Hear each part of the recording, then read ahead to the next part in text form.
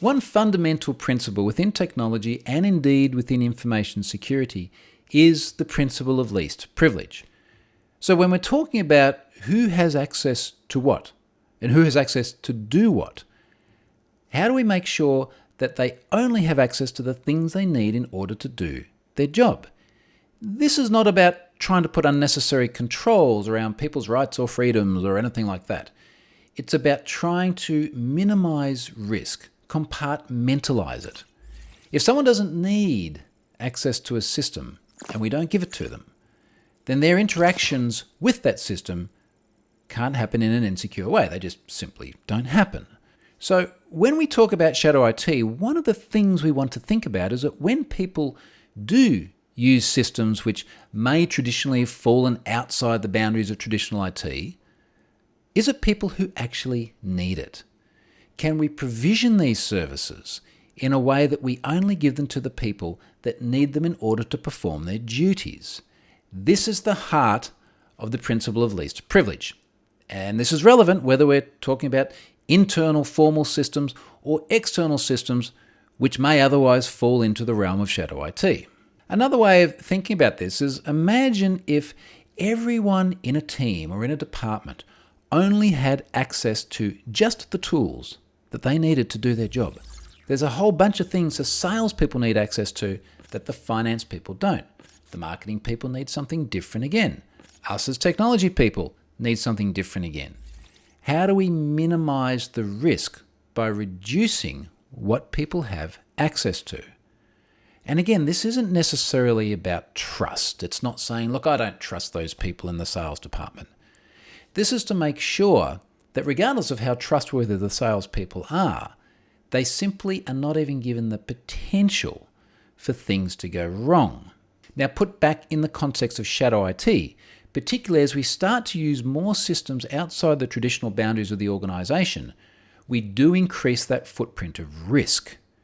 So this is the mitigation. Let's use these systems. There's value to using these systems, but let's do it in a way that brings that risk level down. With the security model built this way, with the principle of least privilege, shadow IT becomes a lot less scary because the applications that do fall into that shadow IT realm pose a lot less risk to the organisation because there's less people using it. There's less access to data. That makes a lot of sense. Lastly, let's talk about culture because we are talking about humans here, and humans do have a very important role to play in the security culture of an organisation. Now, here's a really simple way to think about shadow IT.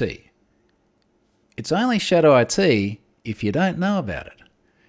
If you do know about it, and you're part of the solution, you, of course, being the IT people, if you become part of the process as the IT department, if you encourage people in the business to come to you and request access to these services, it ceases to become shadow IT. It is now a formal part of the organisation's process of onboarding new applications and services. Now, to be clear, this is not advocating that whatever the business wants, they get. There are certainly cases out there where services just simply don't make sense for an organisation because of things like the security risk.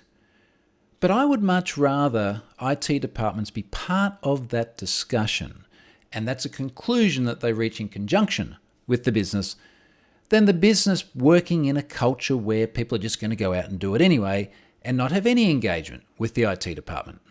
Conversely, you may well decide that there are cases where it makes sense to allow some apps which perhaps are not ideal, but particularly in these strange times, sometimes it makes sense to proceed forward with at least knowledge of the services that are being used, even if it's not the way that we would do things had we a little bit more time and resources.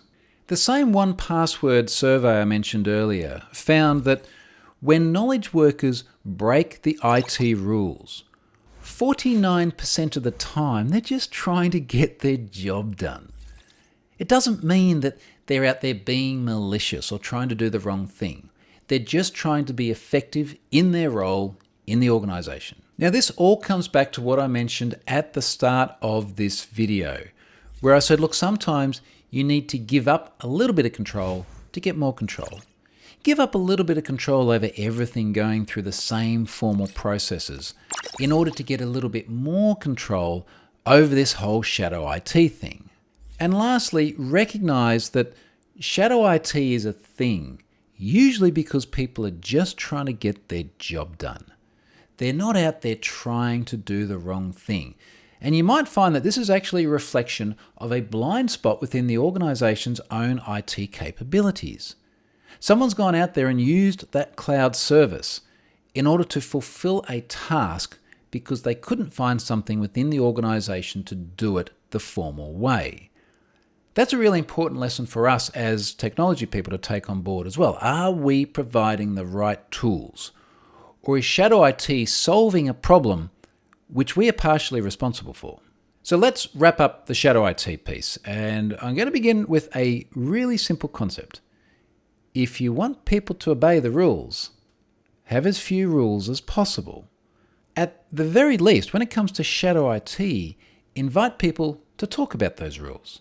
Hey, you want to use applications that we don't already provide as a formal part of the organization's offerings? Tell us about it. What's the problem you're trying to solve? I always found back in the day, when I was in the IT department, literally just saying to people, what problem are you trying to solve by using this tool? By using the Access database I mentioned earlier on. Now, when I asked that question and I understood what the challenge my colleagues in the business were facing, I was often able to help them solve the problem by more formal means. This requires dialogue, right? It requires a conversation with the business users. We need to try and think of ourselves in technology capacities as enablers of business.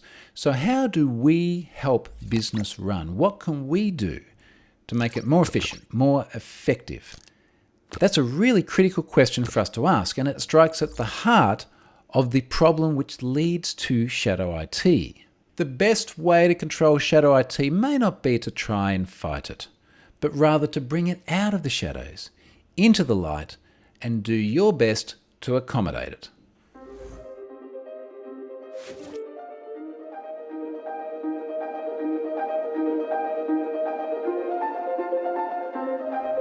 If you've enjoyed this video as part of the Hello CISO series, then please give it a like and subscribe to the 1Password YouTube channel for more videos like this.